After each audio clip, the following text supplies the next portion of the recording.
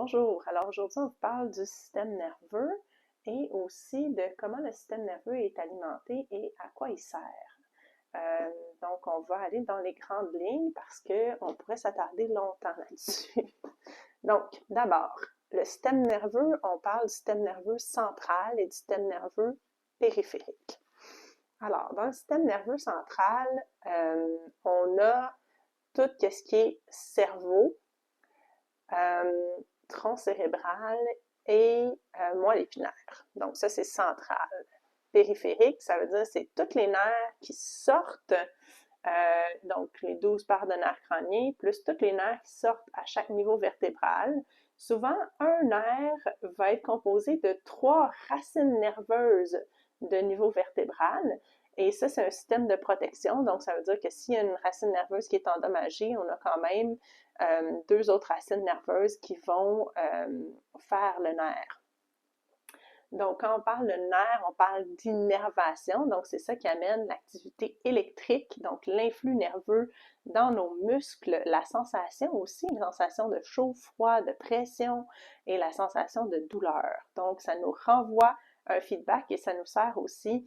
Donc, c'est toujours un processus d'aller et retour dans les nerfs, mais les nerfs ont des ganglions. OK? Donc, dans les ganglions, c'est des petits renflements et sur chaque nerf, il va y avoir des systèmes ganglionnaires qui vont servir de relais. Ça veut dire que l'information, quand elle est répétée et continue, va se rendre jusqu'aux bulles, jusqu'au ganglion, qui va faciliter, on dit, la boucle de réflexe gamma au niveau nerveux, donc qui va faciliter la rediffusion de l'influx nerveux à travers le même nerf. Et ça va éviter que l'information aille à se rendre au système nerveux central, donc aille à monter jusqu'au cerveau. Donc, c'est un système d'économie d'énergie.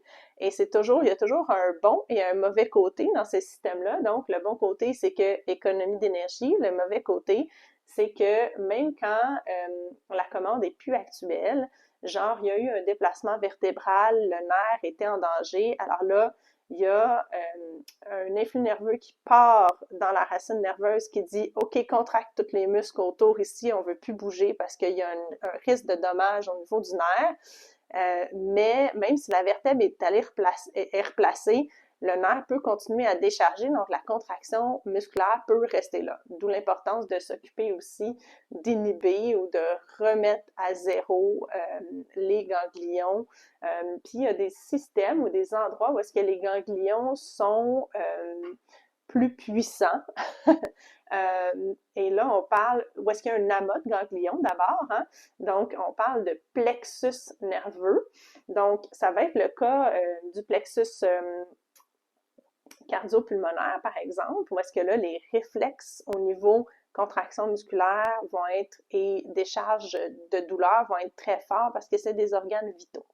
On a un amas de ganglions du système nerveux qui est le plexus solaire ici, qu'on connaît bien, plexus mésentérique supérieur, plexus mésentérique inférieur, plexus nerveux, plexus honteux, pardon. Donc, ça, c'est pour ce qui est du système nerveux périphérique. Ce qui est important de savoir aussi dans le système nerveux, c'est qu'on a ce qu'on appelle le système nerveux sympathique et le système nerveux parasympathique. Donc, le système nerveux sympathique a des activateurs, donc il peut toujours s'activer et le système nerveux sympathique est responsable de l'état de survie, en gros. Donc, tout ce qui est de l'état d'éveil et de stress et d'activation. OK? Le système nerveux parasympathique, lui, n'a pas d'activateur. Donc, pour qu'il puisse fonctionner, il faut que le système nerveux sympathique descende assez bas pour que ça soit le système nerveux parasympathique qui prenne le relais.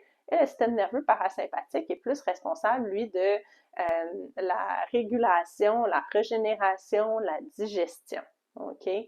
Donc, pour que ces fonctions-là se passent bien, c'est lui qui doit embarquer. Il y a des structures dans le corps qui vont favoriser la régulation entre les deux états du système nerveux.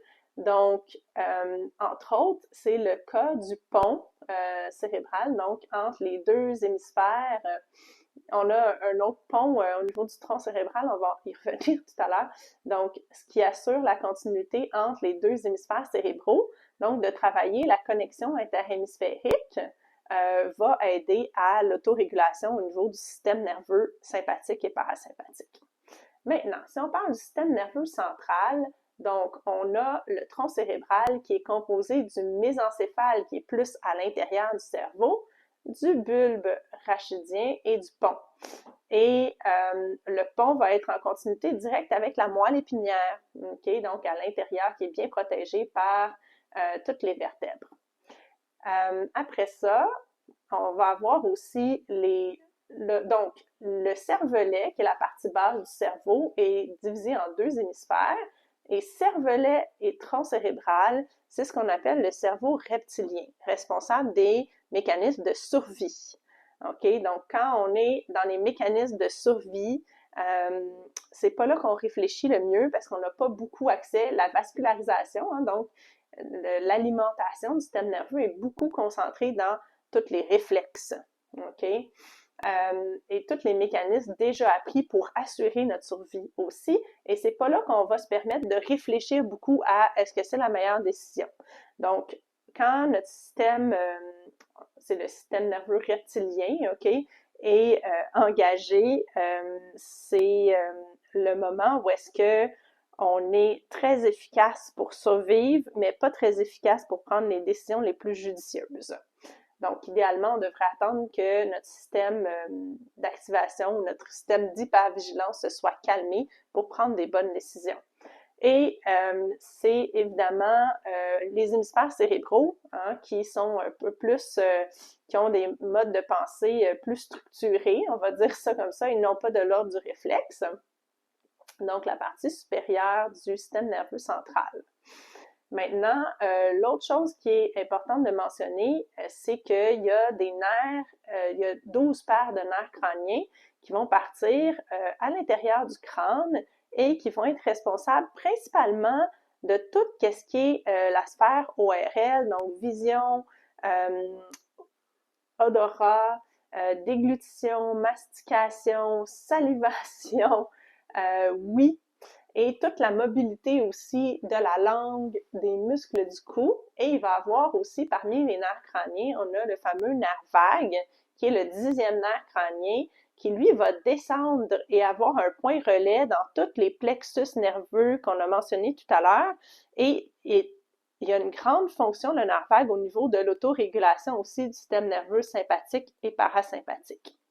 Donc, c'est pour ça qu'on en entend beaucoup parler. L'autre nerf dont on va entendre beaucoup parler au niveau crânien, c'est le trijumeau. Donc, c'est le 5e nerf crânien, puis c'est parce que lui, il a 3 branches. Son ganglion relais, il est ici, juste à l'angle de la mâchoire et de l'os temporal. C'est le ganglion de Gasser. Et ça, c'est un nerf qu'on va beaucoup entendre parler dans les névralgie d'Arnold, par exemple, ou paralysie du trijumeau. Des fois, c'est juste une des 3 branches qui est en problème aussi. Mais c'est un nerf qui est plus connu. Hein. On pense aussi, par exemple, au nerf sciatique, qui va partir plus du niveau lombaire bas et sortir entre le fessier supérieur, en dessous du fessier moyen, pardon. Donc au milieu de la fesse et qui va suivre la jambe à l'arrière. Bon, il y a plein d'autres nerfs qui sont un peu plus méconnus, à part quand on a des douleurs nerveuses, qui sont des douleurs très douloureuses parce que les nerfs ne se régénèrent pas. Donc, c'est pour ça que le corps crie fort quand il y a un pincement au niveau nerveux parce qu'il faut réagir. Puis on sait qu'il y a des gens qui ont besoin que ça crie très fort pour réagir. Fait que voilà, le corps s'en occupe. C'est le cas, entre autres, des nerfs intercostaux. Ceux-là aussi sont un peu méconnus, mais les gens font facilement leur découverte quand, par exemple, ils vont pelleter dehors, puis là, on a un espace des muscles entre les côtes, écrasement du nerf intercostal, excessivement douloureux. Les gens, généralement, vont penser qu'ils font une crise cardiaque, mais non, c'est pas très grave, c'est juste un nerf intercostal, mais c'est très douloureux. Donc, l'autre chose que je voulais parler au niveau du système nerveux, c'est son système d'alimentation. Donc, le système nerveux est alimenté par le liquide céphalorachidien qui est sécrété et filtré par les ventricules cérébraux. Donc, on a 4 ventricules au niveau cérébral. On a les 2 ventricules latéraux, le 3e ventricule qui est plus situé dans ce coin-là et le 4e ventricule qui est plus dans la base du crâne, mais à l'intérieur est assez central comme structure. Donc, ces ventricules-là sécrètent et filtrent le liquide céphalorachidien qui va voyager dans tout l'espace sous-dural. Donc, entre les couches de méninges qui protègent le système nerveux et qui viennent faire les compartiments au niveau du cerveau. Donc, à l'intérieur de ça va voyager le liquide céphalorachidien. Quand on parle d'épidurale, par exemple, on vient injecter généralement entre la 2e, 3e lombaire dans cet espace-là, dans le canal médulaire, donc pour que l'anesthésiant endorme les nerfs du bas. OK, donc en bas de L2. Et c'est juste important de mentionner que les ventricules cérébraux, comme s'occupent de l'alimentation du système nerveux, vont être beaucoup affectés par, entre autres, des épidurales, mais aussi des anesthésies générales, parce que ça va ralentir le système de filtration puis de sécrétion. Donc après une anesthésie en général, on veut rebooster un petit peu ce système-là pour que le système nerveux se réveille complètement. Voilà, ça va être tout pour aujourd'hui. Merci.